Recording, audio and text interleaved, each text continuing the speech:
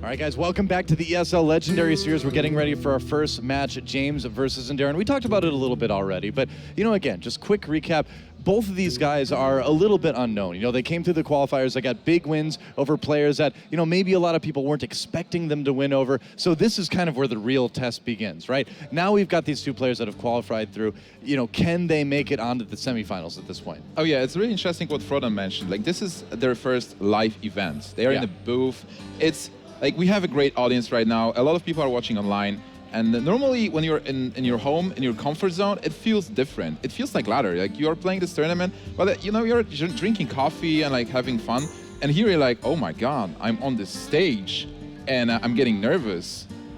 Right, exactly. The pressure is on. And of course, the money very big here too. I mean, that's a lot of cash to take home if these guys can get first place. I mean, almost everybody here, they'd be their biggest winning that they've ever had. RD has won a fair amount of money. Amaz has won a fair amount of money. And Life Coach has won the online invitationals. But for the rest of those guys, it's big prize pool on the line. We also got a shot of Inderen. Want to call attention that he was on Team H2K, which is very recent. And, they have some involvement in League of Legends and Doa. That's a game that, of course, you might know a little bit about. I've heard of it. You've heard of it. But, it's really cool that even more teams are starting to get involved in Hearthstone. So this is a big coming out party for him. Is this the first opportunity that Inderen can prove not only to, new viewers and spectators, but to his new team saying, I am worthy of being picked up here? Also, this tournament is a major one. So it will grant points for the World Championships. And something really big for those players. Like, the first place grants 100 points, which is almost being first in 2 seasons in a row.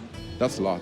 That's pretty insane. On ladder, that's right. Yeah. Just to clarify, because if you win ladder, if you place high, you're going to get points for the World Championships. But at the same time, winning those tournaments, lots of money, and you get some points too. I think it's not a bad deal at all. No, not at all. So I don't know. Are you guys ready to check out the classes that these players are going to be bringing to this first match? Oh, certainly.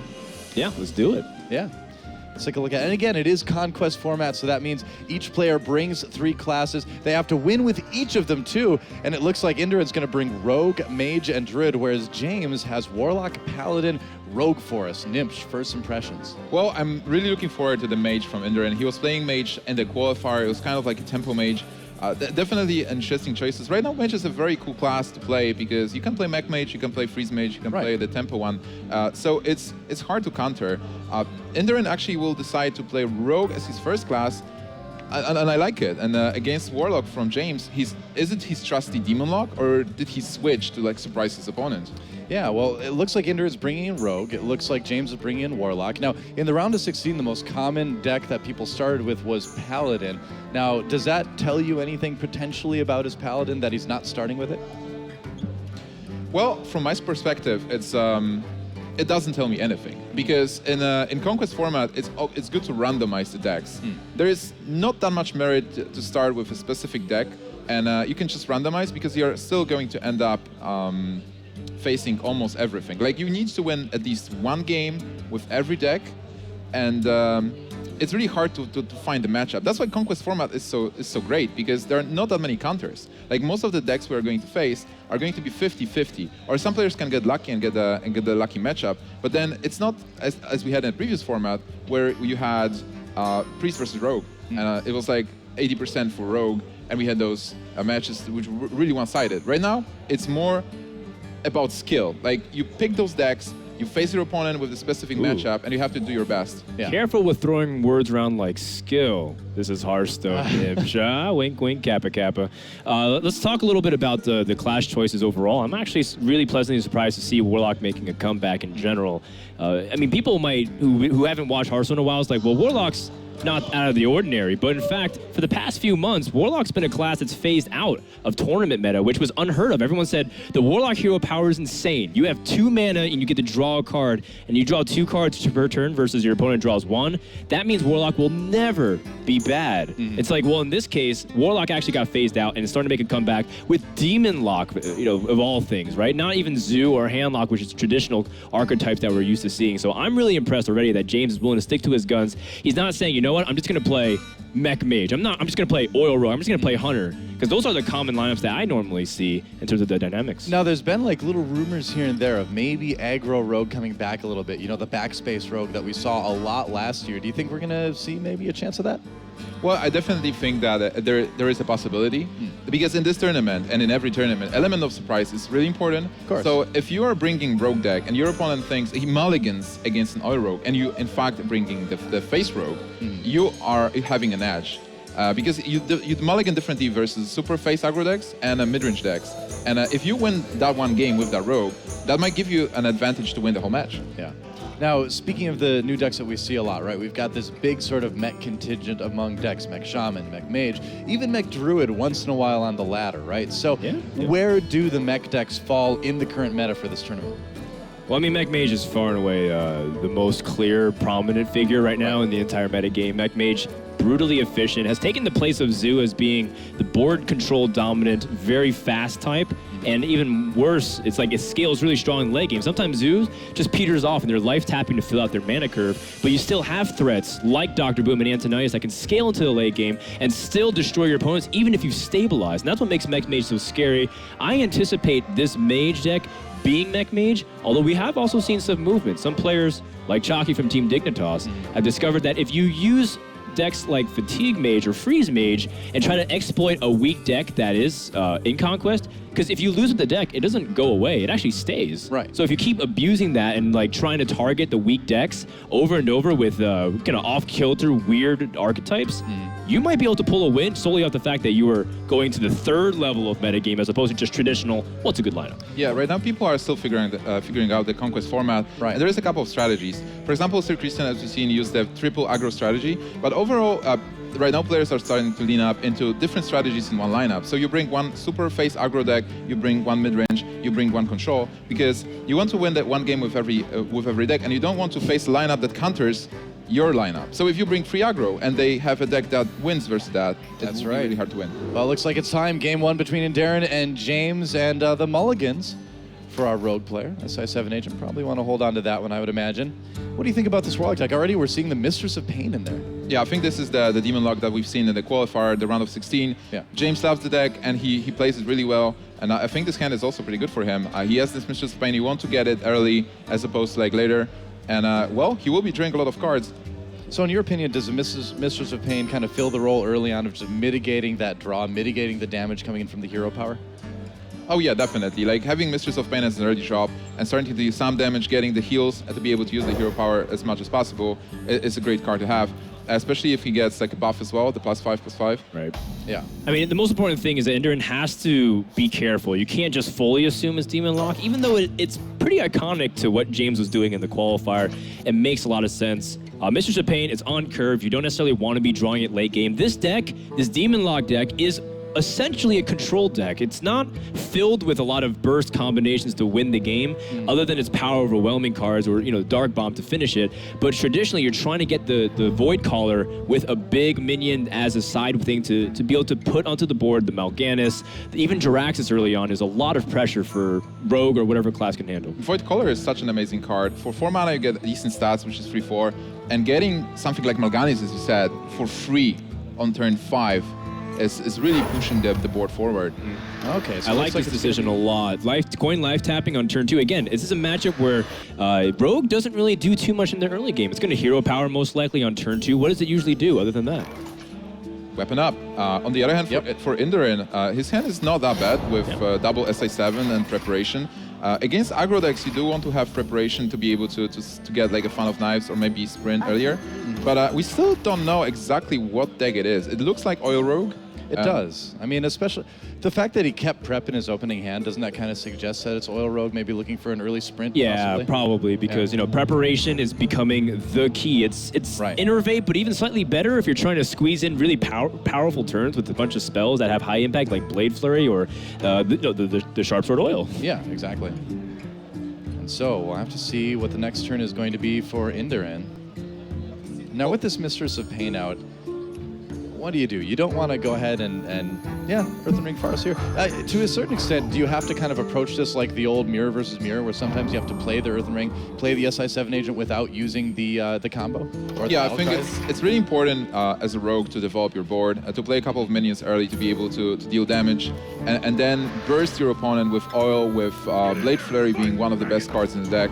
But here we can see James having this Abuse the Sergeant and using it greatly to clear the Farseer. This was why he kept the Abuse Sergeant in the first place. Rogue is known to have a bunch of 3/3s early on onto the board. You get that Abusive Sergeant, it fills out the mana curve, and you tap. And remember, the most important thing is tapping. You want to draw the cards, control the board, and ultimately go for a strong enough position where you can push Rogue out of the game, similar to how, well, honestly, Handlock faces off against Rogue normally. That's a good point. Looks like an easy clear for Inderen if he wants to go with it. This is why the Warlock's hero power is so powerful, because normally if you look at the Demon Lock as a deck, there's a lot of random cards that don't work that well as a single cards, but together they work great. So with hero power, you are able to draw a lot of cards throughout a couple of turns, and then make those strong plays. Like, let's say Abuse the Sergeant. Here it's being used mostly to clear minions. It's not a card that's going to deal damage. Yeah. So that Mistress of Pain survives the turn. Still out for James right now.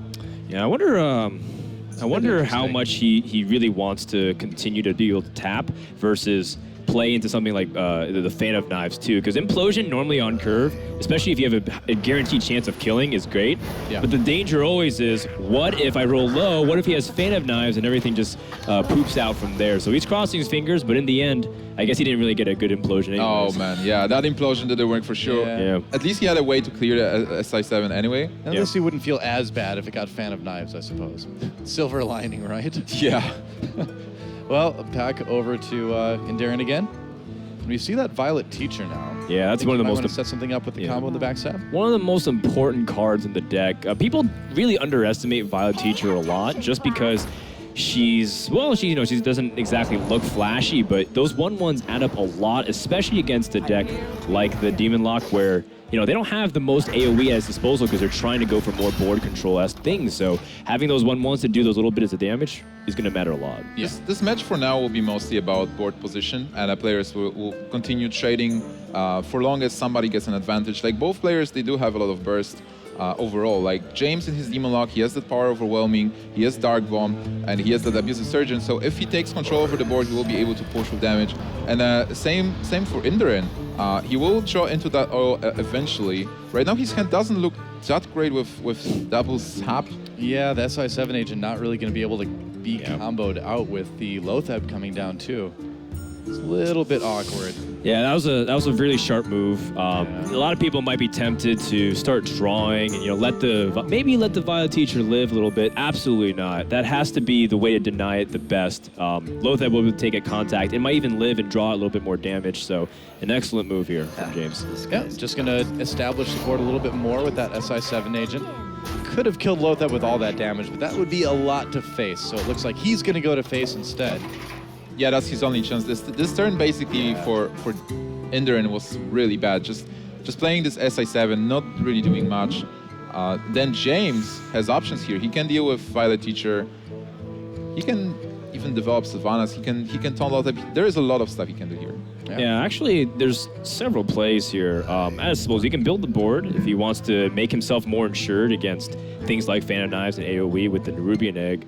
And then, of course, you do have the ability just to Dark Bomb, clear the board, and play it really defensive as well by clearing out the Violet Teacher. It feels like a pretty good middle-of-the-road play here. Yeah, another Dark Bomb gives him even more options. Off the top, just to tilt your opponent a little bit. That's right. Forgot the thank you emo, so a bit of a sequence error, but I think ultimately James rather is playing very well. Yeah. How important do you guys think it's like mind gaming your opponents, like casting the Dark Bomb off the top instead of one of the one? I always do it, man. I mean, because if you make them wonder, did they do it? Do they have another one? I think it's always worth it to get any little kind of edge you can in that way. Especially in a situation where both players are actually new to offline events. Yeah, totally. The ability to get in someone's head in this situation, probably even greater. Looks like this stinks a lot. I mean, this is where you're digging for preparation. Almost in a Miracle Rogue-esque style, where you're like, well, I really need to draw right now into a primary way to burst, because the longer this game goes, it's going to be tougher because there's just going to be so much pressure coming out from the Warlock player. Well, this is one of the worst hands I've seen for the Rogue in a long time. It's pretty bad. I mean, the thing is Oil Rogue is so consistent, but you do have these games every once in a while where you just have all the wrong cards at the wrong time. That's kind of the situation that Inderen's in right now. And for James, the situation is great. He has a lot of cards. The board is empty. He has that Nerubian Egg, so he can do whatever he wants. Yep, power overwhelming. Oh, second powerful. I mean, that's a lot of power in his hand. It's an overwhelming amount, you almost might say. Definitely. He doesn't need to yet. Those powers plus Abusive Sergeant and Dart Bomb is 13 damage, so it's a lot to consider when it's only 5 mana and you already have a few other things. But for now, I think it's best used as a trading tool. The fact that you keep the Nerubian Egg as healthy as possible, make it hard for the Rogue to choose the Blade Flurry if they can. Oh yeah, certainly. This is basically concealed damage. So looking at this board, Inderen is at 14. If James is able to develop the board and deal 14 points of damage, with this he can win the game in 2 turns. But you're just stalling. Again, this is one of the things where Rogue is just drawing 1 card at a time. Warlock's drawing 2. The pressure is just too much to handle if it starts getting to the late game bombs that are coming out. I mean, wait till he just draws Dr. Boom or one of those late game demons. So who do you think has an advantage with the late game? Well, looking at Mal'Ganis. Well, right now, I mean, it's looking pretty good for Warlock. It's it's a fair question sometimes because as much as we're building up the Warlock deck to be like this gosh darn amazing thing that's going to be happening in a few turns, the important thing is that Rogue still has a lot of burst, but the problem is he's not able to leverage anything. Cards like Sap is supposed to gain you tempo, but when you're floating 4 mana from turn, effectively 6 because you're just re-weaponing, you're not gaining any tempo back whatsoever. I mean, at this point, what he really kind of needs to hope for, I suppose, is just to draw enough weapon damage and get a huge Blade Flurry where he can clear the board and do a lot of damage to his opponent. Maybe you can come back at that. Yeah, certainly. If he gets a sprint and then from sprint gets a buff to the weapon, he might be able to leverage a huge clear, and also he'll have mana for that. So it's still not decided, but definitely James has a big advantage here. This is the risk that you run, though. I mean, the Rogue deck like this sometimes just has the draw of every spell except Sprint, and you don't actually have anything to leverage. I mean, there's a lot more to this deck. Sometimes you see a flavor, maybe 1 Gadget and Auctioneer for for instances like this where you don't necessarily want double sprints because they might be dead, and you still have the ability to draw a lot of cards. This just looks so painful because it's like he used both saps. He used an Eviscerate. He uses Backstab. How do you get rid of Mal'Ganis if you just drop it down here and sit back, comb your hair? Exactly. Looks like that's what it's going to be. Sabotage. Mal'Ganis has entered the building. Well, the thing is, we are talking about sprint. As you mentioned, Frodan. Here we go. Oh, wow, Sprint. there's a sprint. Prep He's going sprint. to draw 4 cards. Can he pull it back, though? I mean, it might be too late. Depends on what he draws from this point on. Oh, there's a deadly poison. There's a sharp sword oil, but it's rough to use that without a minion too. Yeah, there's a lot of damage, but then there is no minion and there is Mal'Ganis. So even if you want to go for face, you can't. Yeah, that's absolutely right. He and Blade actually Flurry doesn't do the damage to the face too. He needs to clear the board or else he's guaranteed to die. Remember, there's 13 points of damage burst. Actually, I forgot the Now Doom it's even Guard. more. There's 18 points of damage burst. Wait, so then there's still a pretty statistically high chance he dies if Doomguard just drops and it doesn't discard. But he needs to clear both these minions on the board, so it's not an easy way just to power overwhelming and lose. Well, disregarding the fact that he's dead next turn, what would be the play? Well, you have to Sharp Sword Oil, attack, and I think you have to Blade Flurry. Feels awful which because stinks. Well, if you clear Mal'Ganis with the Blade Flurry, it doesn't hit them too, right? So it's an awkward situation. Looks like that's what he's going to try to do. Yeah, just clearing that one. I mean, believe. this is the reasonable play. Yeah. But it's not the right play, which is oftentimes the big struggle with it is. And it looks like Gainer One's is going to go straight to James. Hey, Faceless Manipulator. Yeah, Faceless. You want a second Mal'Ganis, maybe? Oh man, that will save him for sure. Yep. I really like Mal'Ganis as a card. I like it. I like it even more when it's like 17, 15. Well, actually, my 19 God. even. In a 1915, okay. Just be patient. He cancelled. Yeah, well, he can still Dark Bomb, so. Well, or I mean, he can use he will Doomguard, he can do Dark whatever he Bomb. wants, yeah. Everything else you should conceal. Don't show There your we go. faceless. Don't show your Doomguard. Yep. And Even game though one. you could. James Wow. takes game 1. What a game. Yeah. And really cool that it's, again, the Demon Lock that's coming back. I just want to emphasize like how cool it is, just because for so long, everyone was bored of Warlock in a sense. Because it's like, well, every other deck that's remotely faster than Handlock should be Zoo, because it just doesn't fit, right? And then every deck that's slower than Zoo might as well just be Handlock. But this is definitely its own interesting type where it relies a lot on small things like grabbing tempo back, being able to do like big swings with the Void Caller, and ultimately just control the board really well. Strong game from James. I'm very impressed. I also want to strengthen how important deck building is in Hearthstone, because in the beginning everybody was like, oh, there's a lot of demons in GVG, let's build a demon lock. But everybody failed, like nobody had a good demon lock. And then Silent Storm proved that there is a good demon lock build, and now James is playing it, and he got one game of it. Definitely. Is it a good start? I mean, is it exactly? I don't remember seeing cards like Faceless Manipulator in Silent Storm's deck, and people might say 1 or 2 cards, it's not that big of a difference, but it sort of does in a way, where maybe he's refined even better. So does James have the better version of Silent Storm, considering that was a month ago he won the ESL Legendary Series? Well, I guess we'll wait and see. I mean, that deck is locked for now, but when we come back, we'll see if Inderen can tie things up. Guys, don't go anywhere. We'll be right back with the ESL Legendary Series finals right after this.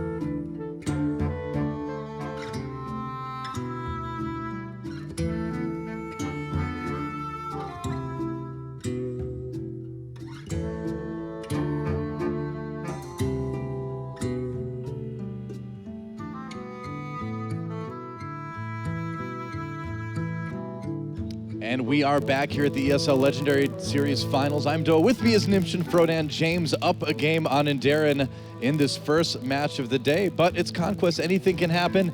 Now, what do you think the next deck is going to be for each of these players, Nimsh? Well, so for Inderen, he lost with the Rogue.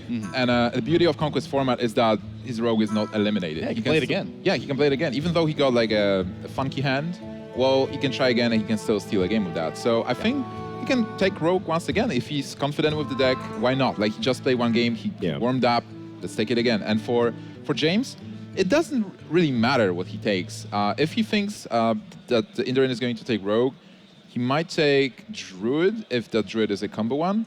But whatever he takes is all right.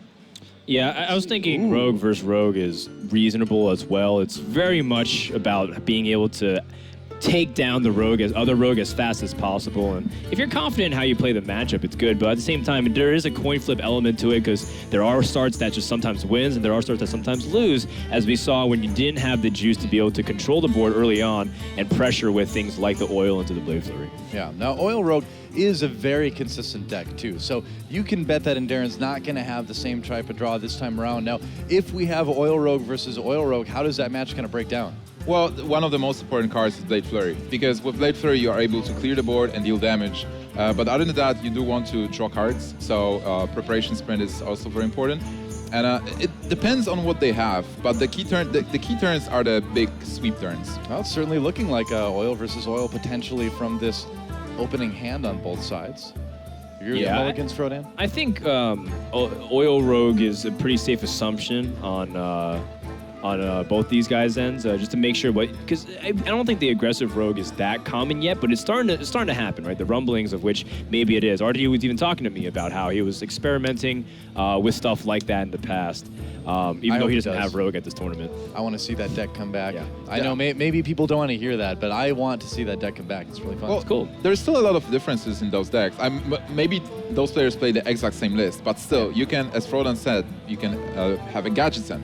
You can have Dr. Boom. Some players run one shade of Naxxramas. Some people run Deckhand, some don't. So there's still a lot of variation, and I think like Deckhand version being more aggressive will have an advantage, but still, it's all about getting the cards, Blade Flurry, and also coin is important. Inderen, this time he gets the coin, he will be able the coin SA7 if he gets it. He didn't end up ending him. Yep, that's right. So here we are in Inderen with the first turn.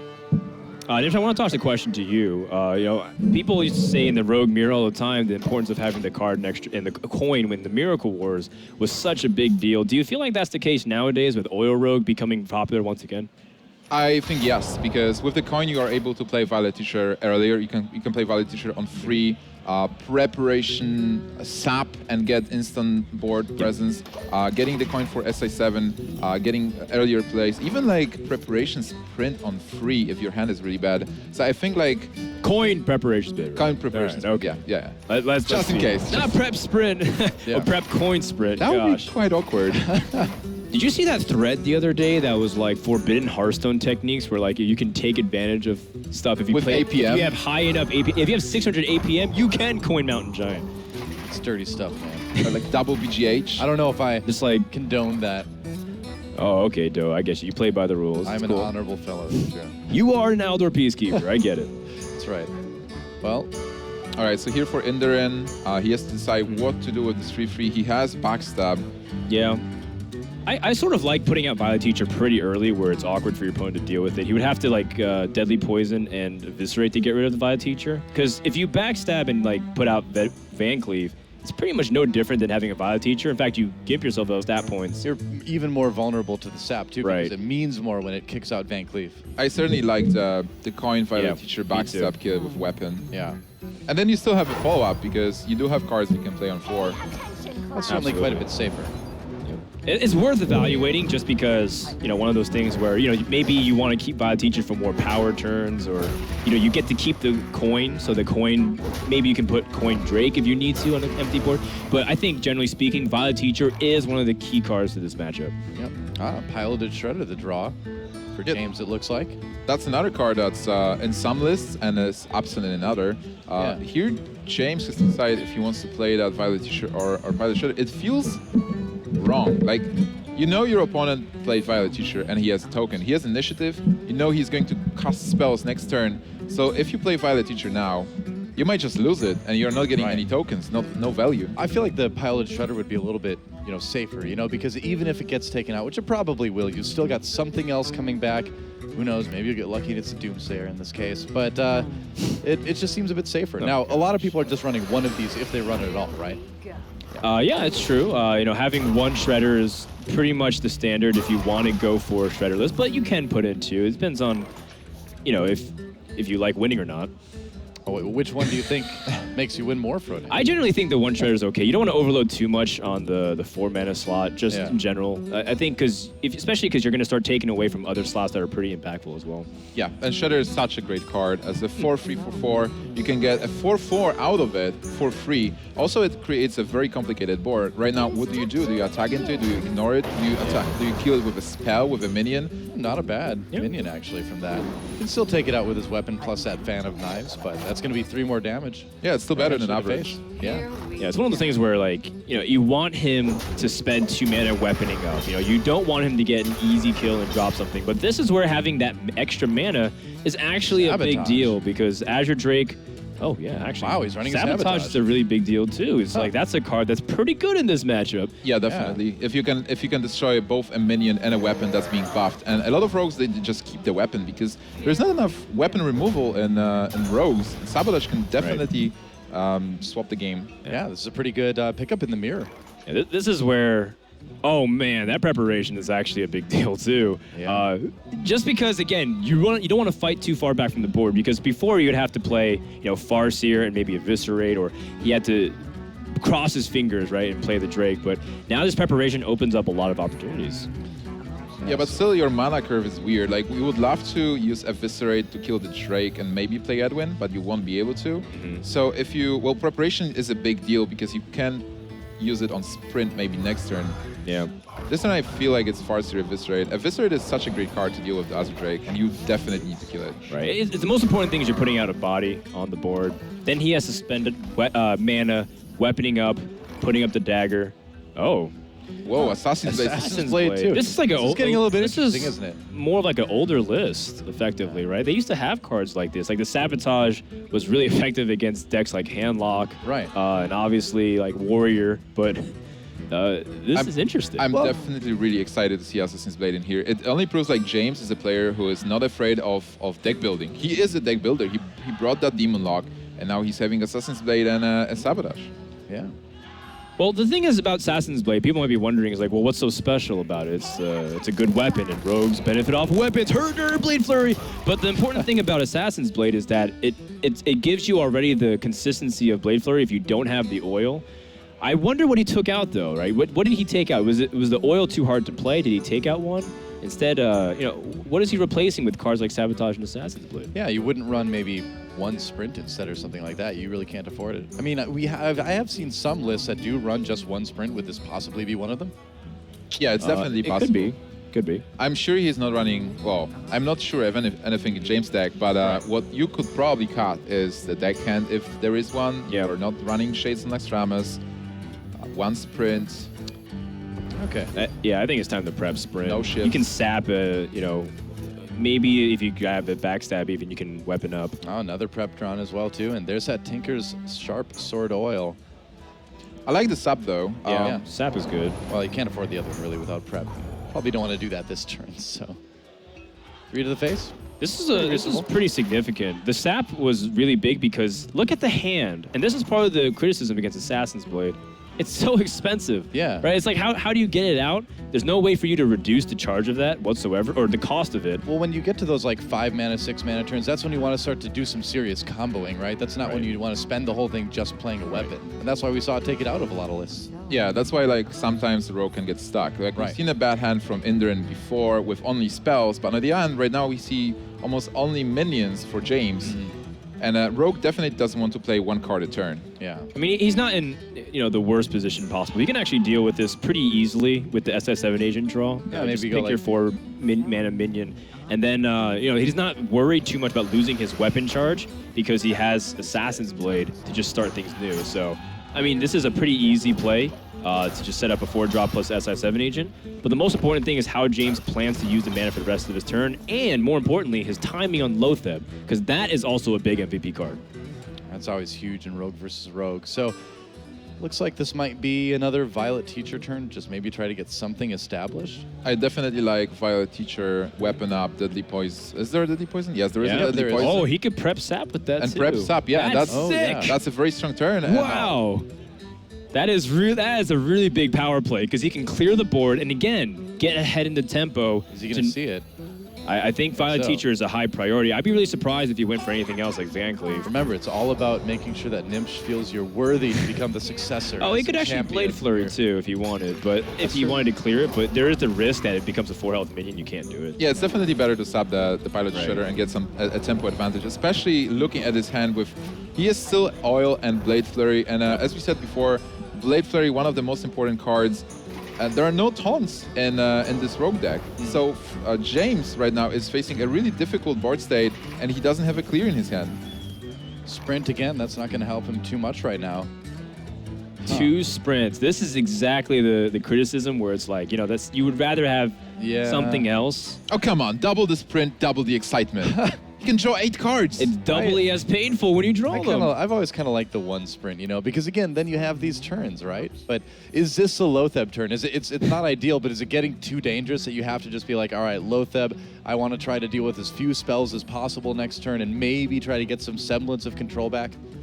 Ladies, take note. Doe is a 1 sprint kind of man. What you do is you sabotage. Thanks. You hit the 3/5 and the weapon. You're loyal, man. I get it. I'm loyal. That's cool. That's right. There's only 1 sprint out there for you. Sorry, Nim's just trying to say something really smart, I know. man. I'm just clowning around. I'm sorry. It wasn't that smart. It was like an RNG 25% sabotage. That's okay.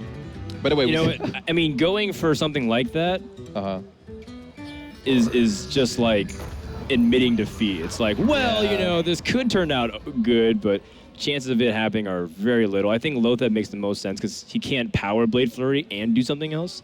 he'd have to take almost all of his mana to do it. Yeah, certainly Lotheb is something that extends the board position here. Right. And right now for James, the situation was that he can't deal with the board, so what he can do is just play those minions and hope that Inderen is going to trade into them. Yeah, I mean, the Drake SI7 agent, pretty easy. Or you can even Van Cleef and use his weapon to trade into it. He's actually in a pretty high health. No 7 mana Shiv. But then, yeah. Well, on the other hand, Inderen has to be mindful about the Blade Flurry as well, especially if he has one in his hand. True. If he overextends, if he takes the risk. Oh, that is a risk, but I mean, at this point in the game, you know, it's something that you maybe feel that you have to take. Now, the question is, you do have to kind of clear Thalnos, because you don't want his spells to be even more powerful, but it's another draw. It's another chance for that Blade Flurry to get there. This doesn't matter at all, at least in the current cards we see. But Inderen also played around Betrayal perfectly. I just want to point that out. Oh, the minion placement's pretty important, man. Now, this fan of knives, Good what mechanics. do you think about this? It's good mechanics. Yeah. His ability to clear out some of the 1/1s maybe, but Yeah, it's the not fun- looking good for James. Exactly, the Fan of Knives is really awkward here. Yeah. Like, it only kills 2 1/1s. The good part is that Sabotage is going to hit something bigger, but James is still dead next turn. Inderen is, like, just from his hand, Inderen is representing at least 9 points of damage. have mana Sharp for- Swords for a... Let's see. Yeah, you're right, Something 9 close points to of that. damage. He just needs 4 power on board to win next turn. Yeah. So for James to survive, he needs to clear everything since one of the... You gotta kill the Violet Teacher, right? Even though the Drake's really annoying. Like, I mean, this is obviously the wrong play because you get buffs to the spell power on the Blade of Flurry and the Shiv, but we know that, and he doesn't. Well, in those situations where you are facing a very dire board state, you have to assume that your opponent doesn't have anything good. Like, you Right. can't play around the cards that kill you. You just have to think about the situation you're seeing right now. All right, well, he's got plenty of damage here, especially with that Eviscerate draw, and that's going to wrap up game number 2. And you know what? Inderen ties up the series, and that means he can finally rest easy, because going down 0-2 to start off a best of 5 is really difficult to come back from the Yep, comeback. got the win with the Rogue that he wanted, and now our series is all tied up.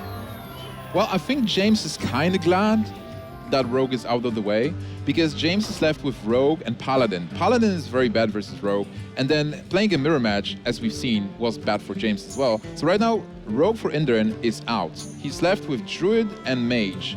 Those are decks that Rogue can deal with. He can steal a win, and Paladin also can steal a win against those decks. So with the Rogue win for Inderen, this match is still undecided. All right. Well, what do you think is going to come out next? What do you think the choice is going to be? I think for James, he can continue playing Rogue. I think it's fine. Like, both decks are fine. You can take Rogue again, you can take Paladin, because whatever Inderen is going to take, Druid or Mage, you have a good chance to win with the Paladin deck. Yeah, But you can also go with Rogue to just test. Like, whatever Inderen is going to take, you've shown a lot of cards from Rogue. So Okay. just take the Does same it, deck. does it scout. depend though, Nimsh? Because I like Rogue against the Druid, but you know how does Mech Mage against Rogue now fare to? Sorry, assuming it is Mech Mage, or maybe even something else, other kinds of mage like the Tempo Mage. What do you So, think? A lot of players, they have different opinions on that. It depends who you ask. I think it's more about 50-50. I would give maybe a slight edge to Rogue because there are clears. So if it's a Mech Mage or Tempo Mage, they can't really overextend into AoE. But then again, there are freezes. So there's like Snow Chugger for the Mech Mage, Water Elemental for Tempo. So they freeze the Rogue, and they can shut down the Rogue. It's a really tricky matchup. We'll see what happens, guys. You have to take a quick break, but when we come back, ESL Legendary Series continues right after this.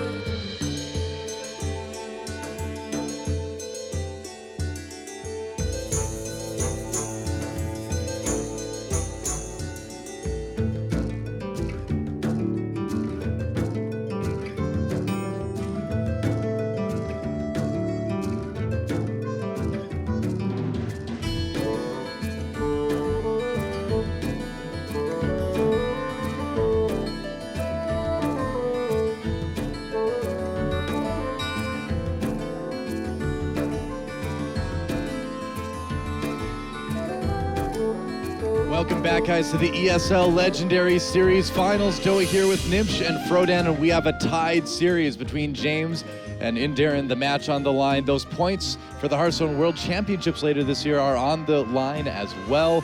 So we talked a little bit before the break about what the decks might be for these guys. You know, let's recap that a little bit. You know, we have a win for Rogue, we have a win for Warlock. Where do we stand? Well, we currently have Paladin and Rogue remaining for James, and Mage and Druid. So 4 different classes. We won't see a mirror after that. In fact, Rogue was the only class that was shared. We don't know what Mage it is exactly yet, and that's what makes it so scary, because there's 3, or you can make a case for 4 different types of Mage decks that could be out there, and I feel like we're going to be able to. I mean, maybe it's Mage based off. Maybe I'm overthinking it. Well, we'll see. But at the same time, I'd be pleasantly surprised. Well, we're going to see the Mage. To see what happens. I mean, here's also another point. If you're a person that comes out and plays standard decks, I'm just going to put it out there. You're pretty forgettable. If you're just like, oh, well, I'm playing Mage, I'm playing Fast Druid, I'm playing Oil Rogue, and it's like, cool. Inderen knows how to play decks that are pretty well established, and you know what? Maybe he executes really well. But at the same time, this is an opportunity for you to also stamp your style, something for people to like about you. And I mean, if he's just playing normal standard decks, I feel like that's also a wasted opportunity, because you don't have to just keep copying or doing something else that someone else is perfect. I certainly agree. And James is a person that shines here, bringing the Demon Lock and then bringing the Rogue with Assassin's Blade. Or Paladin. It's like, Paladin is terrible against Oil Rogue, right? That's the general notion or feeling. But you only can lose to it once. It's not going to dominate everything. You can't play it again. So he's brave enough to bring a deck or a class that we don't really see as often in tournaments, but it's starting to make a comeback. People are like, yeah, maybe you can play Paladin, because you're only going to lose once. And we saw that in Kingwin. We saw that in other online tournaments. And now we're seeing it here. Well, that's the nice thing about the Conquest format, right? Is I feel like it gives you options to bring more varied decks than you maybe saw in the tournaments we saw previously. But Mage and Paladin, a very, very different game, I think, than we saw last time. Oh, yeah, certainly. And I'm also really curious about this Paladin, because you can bring a more aggro-oriented Paladin with Defender of Argus. Aggro Paladin? Or you're seeing a more aggressive version? Yeah, it's a mid-range. Okay. I'll take I was like, Paladin. listen, no. I know Avenge is cool and all. No, divine favor there for you. Pirate Paladin all the way, man. Cannons, pirates. Us for battle. Trust me. Pirate Paladin. So I mean, well. Captain Pirate Greenskin in Paladin is not too bad. Got weapons. I'm telling We've you, man. seen it. If you Pirate play Paladin. Hammer. You know what? You're just too far ahead of the meta, Doe. I'm Maybe, actually going to recruit you for the Temple Storm meta snapshot if you keep talking like that. Dude, I'm dominating Korea with Pirate Paladin. Just wait. Well, that is I why was thinking Korea Pirate is Rogue not was winning pretty the World good. Championships this year. Pirate Rogue is okay, but Pirate Paladin, it's kind of like the dichotomy. You don't expect it, you know? Are you being successful with it? That's right. Are you having a good time? I hope so. Definitely. Yeah, because you have to be kind of nice. Well, it's time to move into the game, guys. Speak of nice things, you can do that. Pirate, or see, now I've got pirates on the brain. Thanks. Paladin versus Mage, and Darren with the Mage. Yeah, James, Sylvanas kind of has that. So we can already see for patchy look. Inderen. For Inderen, we can already see this is kind of like a similar Mage that he brought for the top 16 rounds. Yeah. This is Tempo Mage. I would assume there is like Mana Worm and a lot of removal. That's cool. cards. I think this is the deck that I wanted to see. I was talking about it with Doa this morning, and we were talking about Tempo Mage and its place in the metagame. I think it's a really cool deck. Especially considering its ability to adapt to the deck it plays against, because its flexibility with having secrets that are pretty dynamic, and not to mention that you scale well, but you're also able to fend off early game with traditional stuff and controlling the board with the Mage Hero power. I feel like we're starting to see, now that we're getting into GVG a little bit, we're starting to see a lot of these decks come up too that have the ability to really kind of play every part of the game. It's really kind of cool to see how it's evolved, Yeah, it's just becoming more refined. Yeah, and Paladin is one of those decks that can play every strategy, because you can go really aggressive with Zombie Chow, Shielded Mini Bot, those Masters of Battle as well. 3 weapons. Wow, that's a great head for Inderen with Zombie Chow and Mad Scientist. How do I hold all these charges? That's a pretty good start though for Mage. Yeah. Zombie Chow to control the early board, because that plus the hero power will be able to stabilize much better against cards like. What an awkward like hand. Buster for James. That's a lot of weapons. Yeah. Oh man, I'm sure James would have to have dual wield right now. It's time to do some math. It's math time with Nimsh. What are the chances that he draws a second Choose Over champion and have every single weapon in his hand? Well, Tyrion Forging is kind of like a weapon as well. But he's got 5 cards out of Gives you a weapon. 30. What if he just draws Choose Over right here? Oh, Sludge Belcher. All right. well, this is a bit awkward. Do you just make a dude here? I guess you kind of have. Yeah, you have to make it. He's gonna well, die, You but- can actually you can make Master for Battle as well to start. Yeah. Oh yeah, yeah. Battling For battle, forward. start chipping Make away, many it's okay. dudes. What do you swing with the weapon, though? Swing at the... Because you don't want to really give Mad Scientist the secret early on, so you don't want to take it down even though it's the weaker minion. I mean, you're gonna get the health back from Zombie Chow, so might as well maybe. Yeah, we can probably swing at Zombie Chow. Yeah. I mean, the Zombie Chow already is quite indicative. It's like, you don't really play Zombie Chow in Mech Mage. It's counterintuitive. Even though you want to control the board, you'd rather play Cog Master. You'd rather play other cards that have earlier prominence to do damage as Undertaker? opposed to give it. You'd rather play surprising. Undertaker if you somehow got a time machine and traveled back 3 months. For justice. It's true. And if so, kindly pass me back that time machine. I'd like to use He's gonna go with that. You know, the thing is if you get that secret out early with all the Silver Hand recruits, I suppose you can pop it and activate it, perhaps. Yeah, there's also the risk of something like this. A mirror entity too. Right, it gets drawn into the hand. Yeah. And that's then, the longer you keep the Mad Scientist, the higher chance that they draw the cards and not draw from their deck. The Yeah. problem for James is that I think Inderen might be playing a counter spell. Yeah, counter. It's usually like one ofs, right? Like one Yeah. mirror entity, one counter spell. Right, and then Counter it- Duplicate? I think they play duplicate as well. I think it's like a stylistic choice. Sometimes you just rather have Arcane Intellect because you want to dig it. If you, like True. the late game draw. I know I talked to Freshco a lot about this deck actually, and he was telling me like he prefers Arcane Intellect over a duplicate. Just because sometimes in the late game scenario, duplicate won't pop, especially since people have gotten so good at playing around duplicate. Just don't kill their minions. Yeah, exactly. Just leave them all alive. Stop doing forever. Yep, just wait till they get 7, then they can't play anymore. The board's full. Brilliant. Well, now James has to decide if it's a counter spell or does he want to develop a weapon to be able to deal with Well- Zombie Chow. The awkward thing is that if it's a mirror entity, the only minion he has in his hand is Sludge Belcher. That's kind of rough. Yeah. I mean, it's pretty much low threat, but I think another must for battle here is okay. You're not really too worried about the weapon charges. Right. Some people usually play the second muster for battle and then attack, so they have less weapon charges in case your opponent has like Harrison or whatever. But I personally think it's inconsequential. Well, the secret is a mirror entity. We know that. Oh, he's playing too. Yeah. Oh, good for him. Good for him. Good Yeah, for those. that's cool. I mean, double mirror I think Mirror Entity is really powerful against. Well, if you're going to you know- run 2 of something in Mage, it's generally Right. mirror entity these days, so. Well, right now it's surprisingly good versus Paladin because, Yeah. though, as you mentioned, there's only Sludge Belcher. He should be able to run small minions as well, like a Zombie Chow, Shielded Mini Bot, Juggler, but he doesn't have them yet. And those are all okay things to mirror entity as well, too. You Definitely. don't feel so bad if you get a free shielded mini-bot, do you? Like, even if he gets a Quartermaster, if you give your opponent a 2/5 and no value with that, that's fine as well. Yeah, 2/5 can survive for a while, can help poke down a couple other minions. Let's see, Sylvanas, you don't want to give that to the Mage either, if possible. No. You So try much.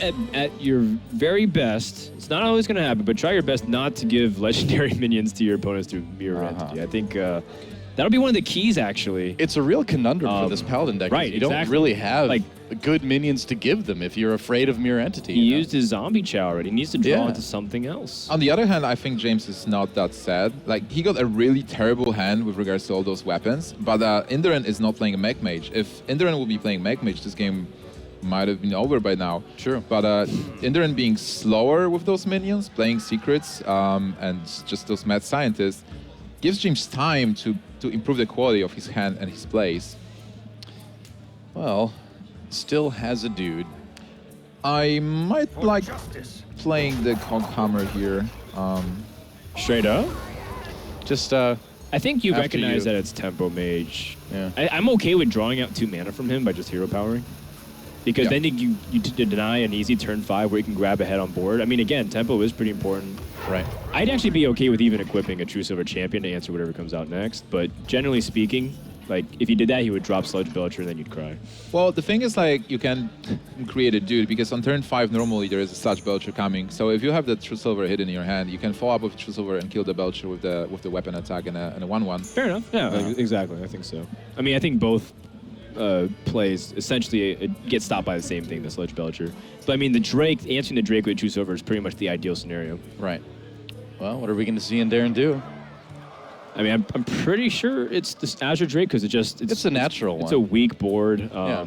And you are worried about True Silver as well, but It you know, then cycles again, they pretty well. take damage, and you still get the card, right? So it's Yeah, you want to increase the quality of your hand. Right now, his Yeah. hand is really weird, and playing 1 minion a turn is Right. not something Inderen wants to do. He wants to develop the board, Yep. get some damage in, and then finish the game with fireballs or like big minions.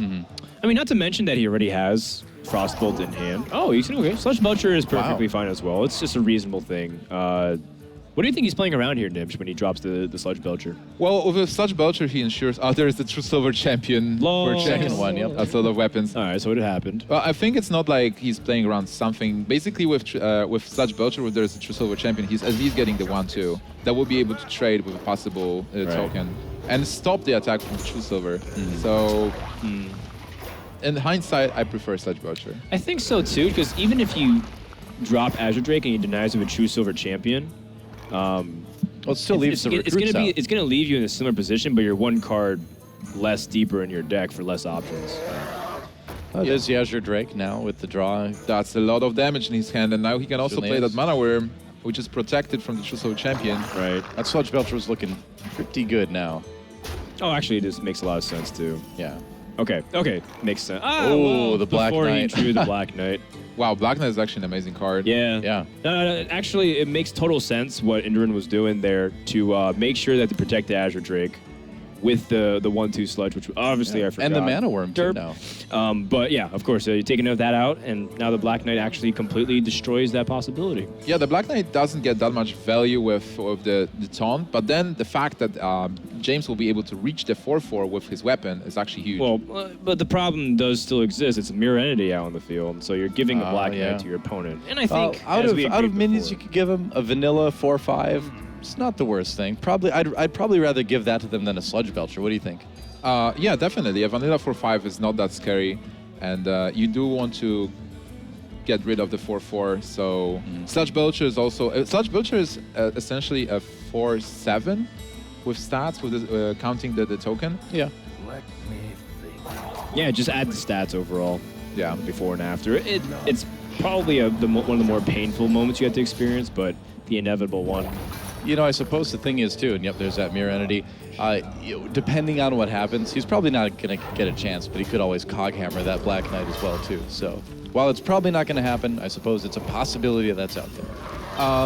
Inderen is really close to lethal right now. He is off mana, and he's, I think, 3 damage off as well. If he will have 8 mana, he will be able to deal 12, 16, 20 points of damage. He is not able to do that yet, so I think Mirror Entity is a great card because you just saw Paladin struggle against this one Mirror Entity, giving you the Black Knight. Yeah. But And- Unstable Portal first. Yeah. You like Unstable Portal as opposed to just fireballing it and pushing for like tempo? I like personally, I like Unstable Portal because you do have an advantage here. If you play Mirror Entity, you are proven to get something else, and Fireball is a card that can like finish the game next turn. Like next turn you have 8, and if you get something meaningful from Unstable Portal, Look, that it's a you can pirate. play. Wow. Okay, what I say? Pirate Paladin, there it is. Yep.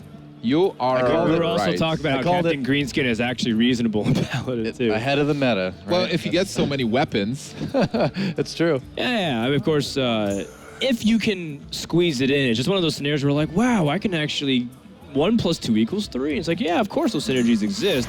It's just, do you have the luxury of being able to do so? And the answer is sometimes no. Not this game. Especially because this Unstable Portal, I mean, depends on what it gets, but anything is better than what he has now because he only has spells. Right. Sorcerer's Oh, that's a great pick. That's really good. well, Fireball would be better because that would be lethal, but still, Right, right. with Sorcerer Apprentice, he can get, if he gets like a charge minion, if he gets, let's say, sure, it's just a cheaper Unstable Portal, and you get to blow up the board a little bit. oh man, this Unstable Portal can decide the game. What Be is he going big. to get? Leroy? I don't know. Gonna be. Whoa, boy. Whoa, that's a great card to get. Is that the Neckinier Leopardome? That's Thermoplug. the Leopardome. Yeah, that's right. Yeah, That's I've approve. actually never played that card. Neckinier Thermoplug. I've never actually seen this in Oh a my tournament game God. before. Yes. Imagine, Wow. imagine is getting so- a Leopardome. That is so sick against Paladin. Are Yes, you kidding me? it is. You're getting killing his Leopardome for willpower. every one you kill. Yep. Yep. Infinite leper gnomes. Thanks. No more dudes for the Paladin here. You frostbolt the face too, right? For sure. Oh, yeah. Yeah. You don't want them to be able to use their weapon. Yep. This denies the green skin as well. Yeah. Save that second frostbolt. Totally agree. Wow, what an unstable portal. That one's going to be scary when it comes out.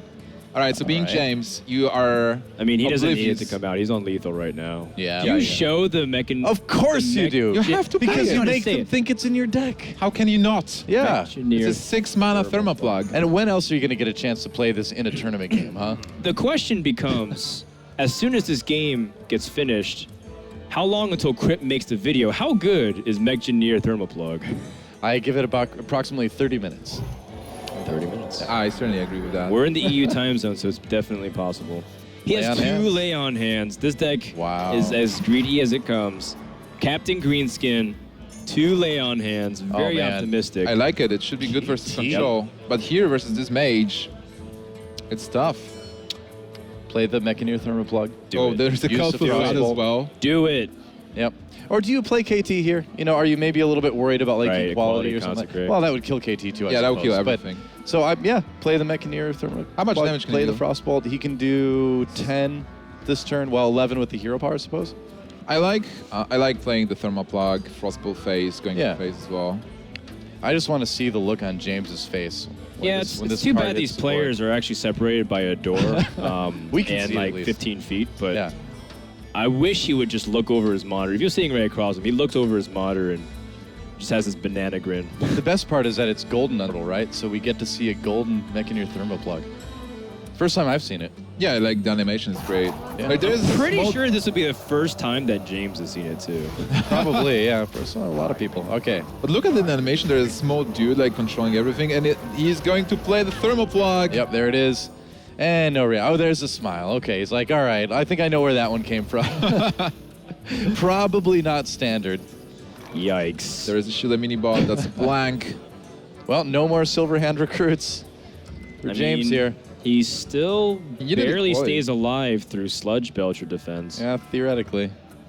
He needed equality. He had a consecration. Oh. So actually thinking about conceding Oh. here. I mean, Nope. he's still alive technically, right? If he consecrates in Sludge Belcher. In a tournament situation, I say don't surrender until you're dead. You know, there's no reason. You want to take the remotest possibility, or most remote possibility. Well, maybe he just wanted to change the card back. Could be, yeah. He didn't do it, though. He thought about it. That's the real tussle. All right, well, see it that anyway. wraps up game number 3. James taps out, and Inderen is up 2-1. Yeah, wow, what a game. Man, Mechgineer Thermoplug is really good. Yeah, It that was forces the your opponent to concede next turn. Battlecry. winning card for sure. That's right. So we're going to send it to a quick break again, guys. And when we come back, we'll see if James can tie up the series yet again here at the ESL Hearthstone Legendary Series Finals.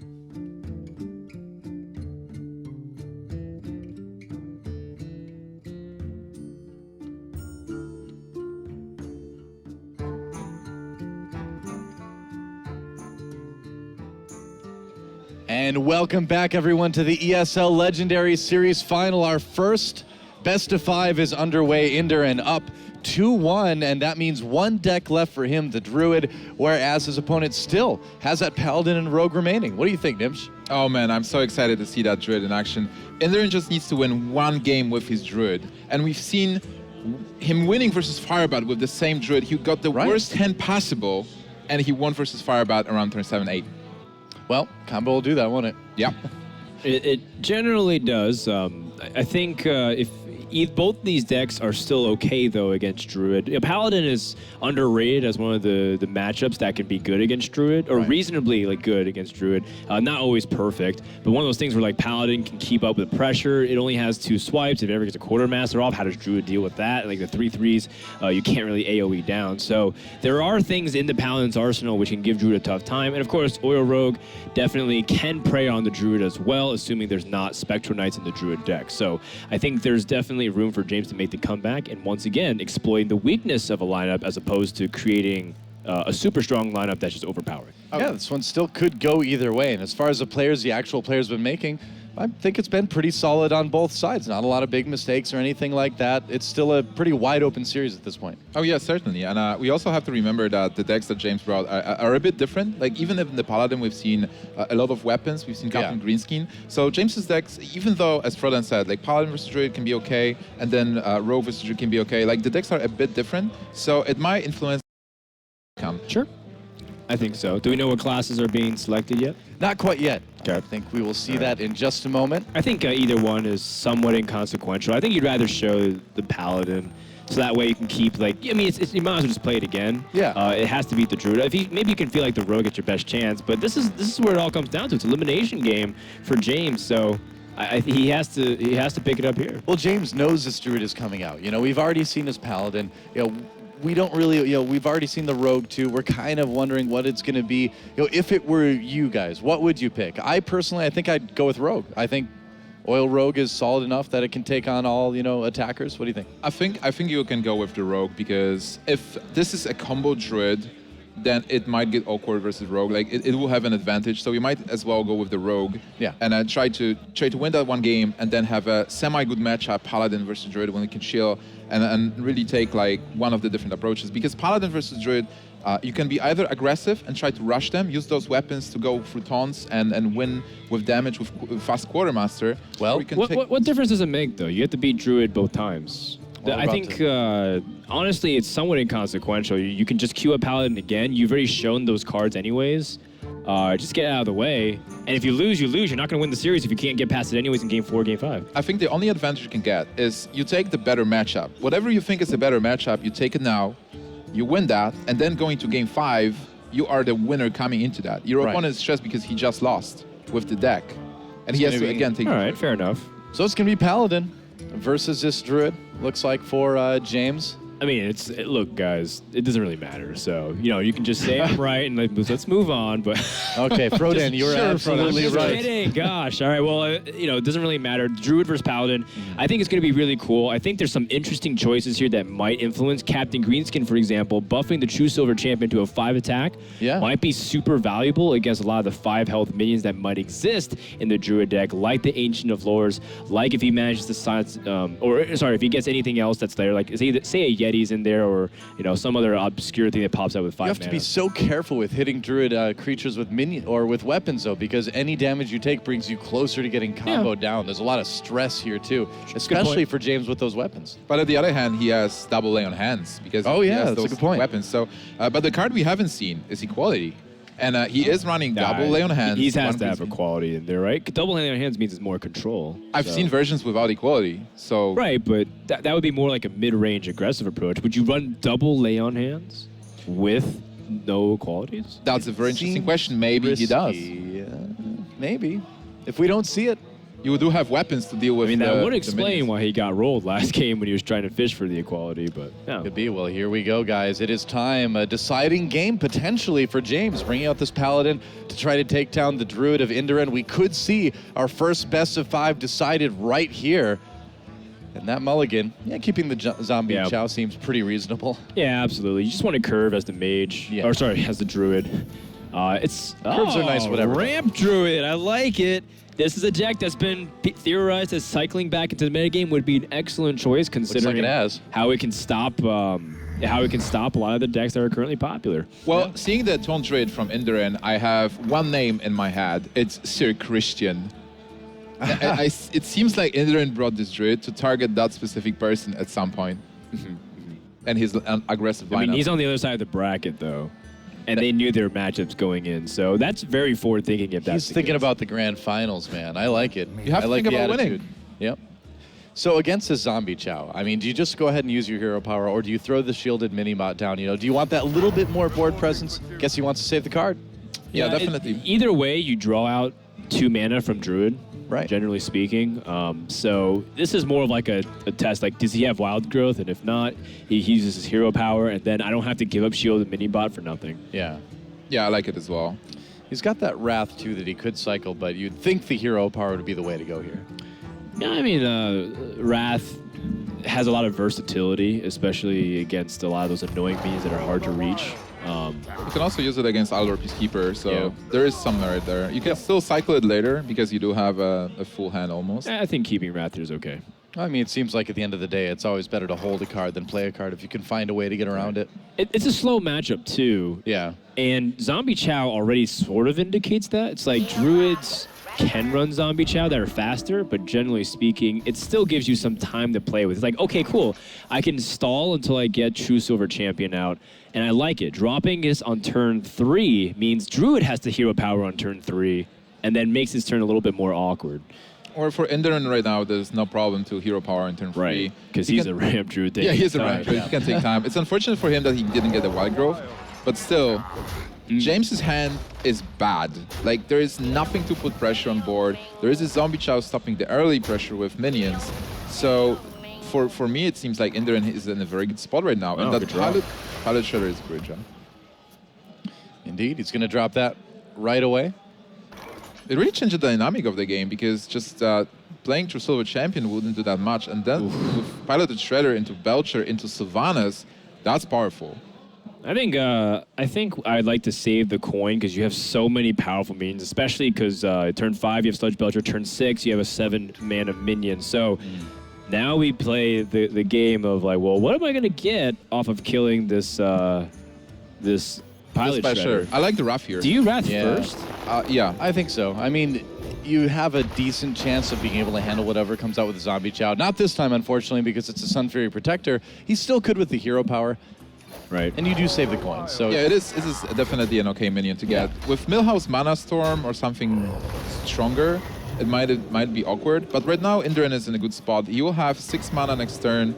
He can still play with the coin. He can still play Belcher, and then on 6 play Ancient of Lore, Ancient of War, depending Right. on what he wants to do. right. This is a really big deal. Paladins can take initiative, and as soon as it starts getting a little bit harder, or sorry, a little bit crazier, it's going to get harder for Druid to fight back on the board, just because it doesn't have the mass AoE removals that available to a Paladin. And so, if it's going to be playing slower, things like Equality Consecrate are going to rule the board. If he plays Equality. I wanted to say that James has the Sylvanas, which will be very important, but Inderen actually got a Keeper of the Grove, which is a huge draw at this point. Fair enough, fair enough. All right. Sylvanas may be the player. No, he's going to go ahead and go with the Cog Hammer, and that does allow him to clear that first sort of phase of the Sludge Belcher without losing his own. That's a very good trade. He's able to just take it for free and develop. You know, if he wanted to go kind of crazy with it, he could also silence it, then just remove the minion completely. Would that be overreaching, do you think? I think it's a bit overreaching. Like, if you see Belcher, Ooh, he's going to make... Wow. Yeah. Oh, he does it. he's not considering the Ancient of War because Silence is great versus Ancients, making him a 5/5 instead Right. of 5/10. I think you're right. I just don't think he realizes just how rampy this Druid deck is. Oh yeah, certainly. Especially because Inderen was playing double combo versus Firebat before. Yeah. All right, so what are we coining out here out of the 7s? Do you like the Ancient of Wars just because he uses silence, but you're afraid of Black Knight because you know it's a possibility, so Ancient of Lore instead? Because if you get Black Knighted, that just puts you so far behind. He almost doubles his power on board, almost doubles his resilience on board. And just like it comes to this point where it's like you're just really far behind if you get Black Knighted. Yeah. We have to think about that. Ancient of Lore is going to provide you with 2 cards, which is great, but is it going to stay alive? What more cards do you need, in a way, right? I guess it's just He's got a decent hand. I think this is fine. I mean, suddenly, if this doesn't get removed, that Kel'Thuzad is starting to look pretty threatening. Yeah, I definitely agree with this play here. There is a Consecration, which is not that important for now. James has 7 points of damage. If he gets the True Silver, that's not enough to deal with this 5/10. Seems like maybe you want to drop the Sylvanas here, just sort of put some threats and say, all right, hey, if you want to play more big creatures, I've got a way to sort of get that board control back.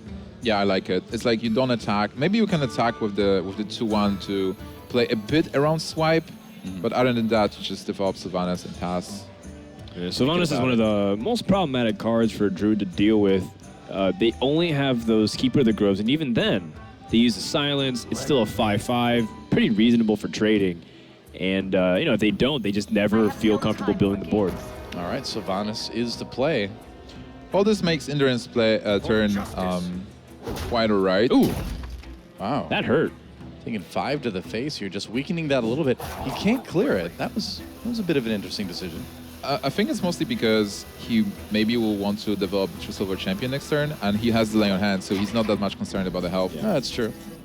All right, well, there's a swipe, a little bit of board clear, drawn by Inderen here. But again, we're getting ever closer to that KT. Do you just kind of go for it and throw down the Ancient of War again and then hope for a KT, or do you play things out a little bit safer since you've got that Sylvanas to deal with? You have I to silence definitely it, think right? you have to silence Yeah. Sylvanas. There's no way around it. And you also have the Shade of Nextramas to follow up to Right. get your curve right. Then you do attack. Yeah, it's interesting how the mechanics of Paladin and Druid in this matchup are different from what we usually see. Usually it's a combo, racing Paladin trying to set up some kind of board and defend itself. Here it's more, like fighting for the board with Yep. those big creatures, getting to endgame. This is a pretty straightforward. Just clear the board, kill off, trade. I mean, I'm pretty sure you want to trade off instead of taking too much damage. Well, you could play that True But, Silver Champion yeah. to kill the Ancient, right? Then you could trade your Owl into the 2/2, and then you Right. still have your taunt. You could still do 5 damage to the face. He's going to opt to go ahead and use that last charge on the Is he going to use Sylvanas to trade it? Looks like he just still wants to go to face. He just took 5 or 3 extra damage. Is it? Yeah, I mean, Right? Yeah, I'm but not the biggest fan of that well, one. What do you think? he has full Sylvanas, so even Yeah. if there is a swipe, he is taking initiative. He developed the board. Yeah, but I think you want to minimize that type of damage because Of the that combo? 3 extra damage is a pretty big deal. Yeah, but on the other hand, for now, you're not facing a combo Druid. No yeah, First but Dimensional they might Savage. have one combo. I think, generally speaking, you want to play as safe as possible. So what happened was he had the opportunity of minions to trade into the Ancient of War before he attacked the Keeper of the Grove. And as a result, now he's at 17 to 20. I mean, it's a really Oh small yeah, you're thing. right. You could actually take. Right, it's a small thing, but who knows? Maybe that ends up being the difference maker. Well, small things usually are the difference makers in Hearthstone. Well, right now he is able to develop Tyrion. He could also I don't clear this mind. 5/10, but it means that Kel'Thuzad is going to do a lot of work. Attacking with the 1/1 to play around swipe a bit. Yeah. Oh, he has a second Keeper for the Tyrion. Those are the 2 silence priorities in Paladin. I got it exactly when he needed to. He top decked the 1 card to beat me. Well, he had it like 1 turn early, I guess. That Druid deck is crazy. It's too bad you can't like move it over to the side to pretend you just drew it, right? Does he have a board clear here? No, I don't think so, right? No. No. Now we can think, like, there's a couple of possible plays. You can develop Kel'Thuzad because it's a great card, and then Paladin will have to go through everything you have, but it's possible that there's equality that will change the dynamic of the game. Silence is also great because you do shut down Tyrion, and Sylvanas is also shut down, and you have 7 more mana, so you can play Ancient of Lore, you can heal stuff, Right. things, so you can even swipe maybe. Would you swipe or would you just go ahead and innervate Ancient of Lore? I like lore. You can also attack with a 5/9 into 5/5 and then heal it to have like That's pretty clever. 5/9 again. Oh, yeah. Use the Ancient Lore heal if you want Nice. to. Gonna go maybe with the swipe, deciding. Yep, there it is. Innervate hero power just to take down. Looks like Sylvanas. Okay. All right, so Inderen decides to get damage to face. He's not afraid of damage from Paladin because Paladin is not known to have a lot of bursts. Like Right. nobody's playing Avenging Graph. This is not an aggro Paladin. It was quite slow. So Paladin he can, just wants to outlast you. yeah. Yeah. Yeah. The lay on hands is going to be pretty big. It's going to be like one of those things where eventually Druid's going to run out of cards in his mind. But that's where like Ancient of Lore is really big too. So I think there's some big swingers that can happen. Depends on how these next couple turns pan out. Personally, I think just addressing the board here is the best way to do it. True Silver Champion clears the board. You have a decent number of minions on board, and a Pilot Shredder to boot. I really like how many choices those players have. Last turn, Inderen had so many viable plays, and there is no burst on both sides, so this game is really delicate. Best case juggles. There he goes. 2 to the face. How about them apples? Some apples are stuffed with knives. Ouch. I call them like I see them, right? All right, so probably Kel'Thuzad is a card now that you can't really play. Yeah. But then Scenario is fantastic board development. Unfortunately, you have to worry a little bit about Consecrate, but if it doesn't come, then yeah, KT suddenly becomes very, very big the next turn. Anti-heal, but this deck is having so much heal. So he just wants to kill hunters. He just wants to kill hunters, right? He just like double heal with Lay on Hands and Antique Heal Bot. He just wants to live. He just wants to live and never die. Antique Heal Bot, Lay on Hands, Quartermaster. He could get, you know, the 2-dude Quartermaster, couple 3/3s. Seems reasonable. I like the Not 2-dude bad. Quartermaster. Yeah. If you consider... Unless you died a combo. Yeah, unless you died a Well, combo. that's the big risk, isn't it? How much damage is there with the Druid of the Claw? That's 10 damage incoming. But you can heal too with the True Silver if you want to. Well, I mean, depends on what James reads. So he says if he has 1 copy of the combo and by some chance he does it, it'd be 21 damage. I would heal myself and make sure I'm okay. A middle-of-the-road play would be to play Antique Healbot and Quartermaster as opposed to Hero Power and Quartermaster. That's true. You'd still get 1 3/3 out of it. Right, you're at the end of actually the day that you safe can in use both. right away. You're actually safe in both scenarios. And I think I like James this. gets whiff of this, saying, you know what? It's not worth it trying to be a little bit greedier. I just want to make sure. And of course, on the flip side, if Druid gets Mind Control tag, you're kicking yourself in the head. Yeah, exactly. He's not playing around Mind Control tag.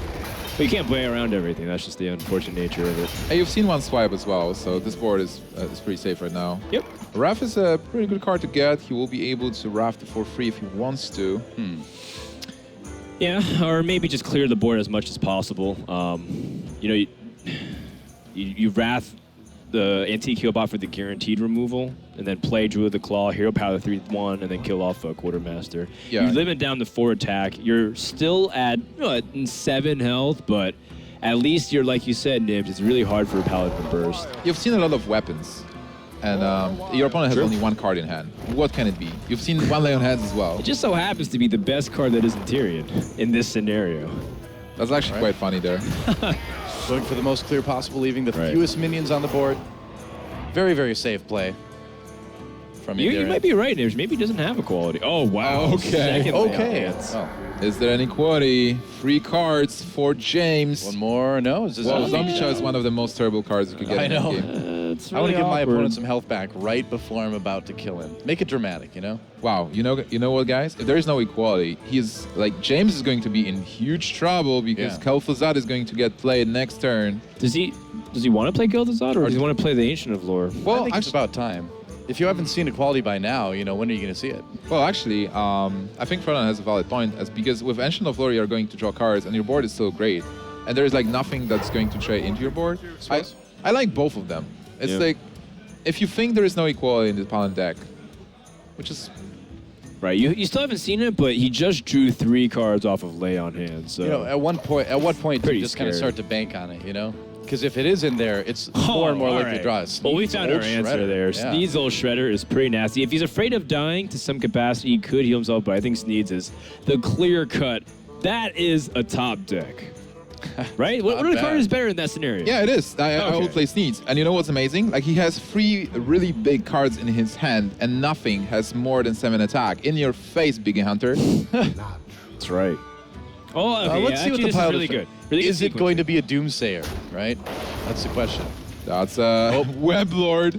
Not too helpful. That's there. actually perfect for the Druid Claw. So it only loses 1 health. Yeah. Yeah, and then play Sneeze, and you're good.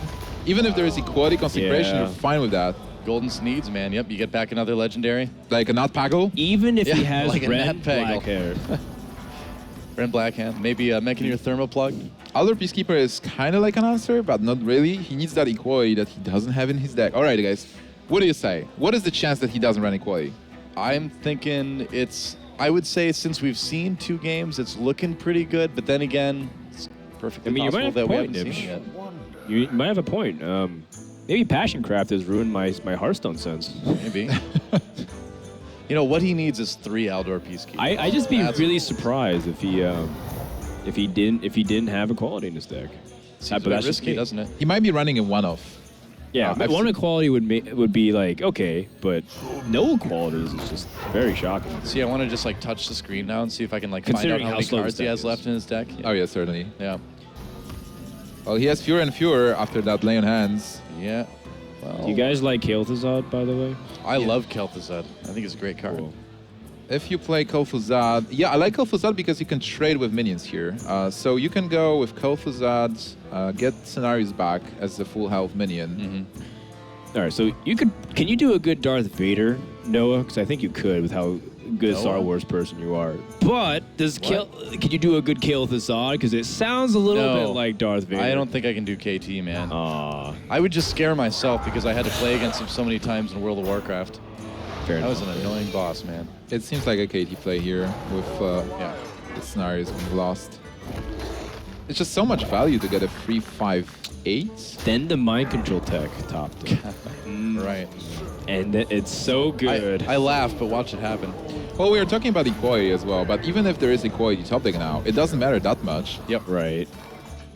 Sure enough. I mean, again, you know, even if you get rid of KT, you still get that Sneasel Shredder. There is a big game hunter. Not going to do any good here. Dr. Boom. What if you did get equality and you like consecrate after it, and then another Kael'Thasad popped out and revived everything? Oh and then my Kael'Thasad God. revives and popped out everything We've again. seen What that- happens? Well, What happens? the game overloads and I'm pretty sure the client just closes on you and says sorry. Probably. It's like we have You no don't more win tables. this game. our Uther says, I don't have enough light for this. I quit. At that point, the client should just like take over. Like the innkeeper should just take over and keep spamming it. Thank you. Sorry. I'm sorry. Mistakes were made. Mistakes were made. I miss the old Diablo emotes. Flee. Run away. The client should just start telling you that because I soon don't you'll have be enough overwhelmed. hatred. I don't have enough hatred. I'm like, God, I like when a game says, I picked the wrong class. Job's done. Well, Job is going to get done for Whoa, whoa. Inderen because Wow. he's getting an advantage. I don't really see a way out of this one for James. Looks like the Ramp Druid has just overpowered the Paladin because Think there's so? no equality or way to stabilize the board to be seen. I mean, Dr. Boom, I heard, is a great card, Just but not even right Boom now. Bots. Dr. GG. If you play it, maybe the boombots will actually deal 8 to face. That's true. If he decides to attack the boombots Oh, and be wow. cocky, maybe That's he can actually kill- that's- funny. Yeah. If like, the Boom Bots somehow killed each other. How bad manner do you think Inderen wants to be if that Dr. Boom gets played? That's the question. Well, I think playing here at IEM, you know, for the It's big stakes. World Championship points and for the prize money, you don't want to be him that much. We've seen this type of thing in other Wow. games. He's just going to concede, and that's it. And Darren with a fist bump, he's going to take the first match, advancing onto the semifinals here at the ESL Hearthstone Finals. I love the smile in Inderen's face. Like, you could see the joy of advancing. He knows that he's not eliminated. He is advancing. Yeah. He has the chance to win the whole tournament. On the other hand, James, Yeah. he came to Poland, to Katowice, to play, and now he's out. But still, James showed out a lot of cool decks. Yeah. He played really well. I enjoyed it. Yeah, James came out here to Poland, showed a couple of good styles here. Also confirmed that he is one person. So I think James is coming here with a pretty good start to his Hearthstone career. I think he should definitely look very positively upon his experience. You know, being able to defeat some well-known players to get here, and of course, Inderen. Good job to him. He showed why H2K is right to pick him up. And of course, Absolutely. if he goes on and moves to play the winner of Ardu and Orange and win there, then all of a sudden, this guy's in the finals. And it's like, wow, where did Inderen come from? He actually qualified for the Viad Game House Cup #2 as well. So you won't be seeing him just here. You'll be seeing him in a couple of weeks over in Sweden. He is the vanquisher of Firebat, and now vanquisher of James. Yeah. And the thing is way to rub it into Firebat's face. as far as James goes, anyone that runs captains of greenskins is okay in my book. Yeah, he's all right. He's good. He's a cool guy. He ran some pirates. One step closer to Pirate Paladin. That's right. He played some Paladin, so I'm sure at least James, he tried. He tried his best, and he stops here. But at the same time, I think Inderen, people should be watching out for him. I really like the fact that he brought a Tempo Mage deck.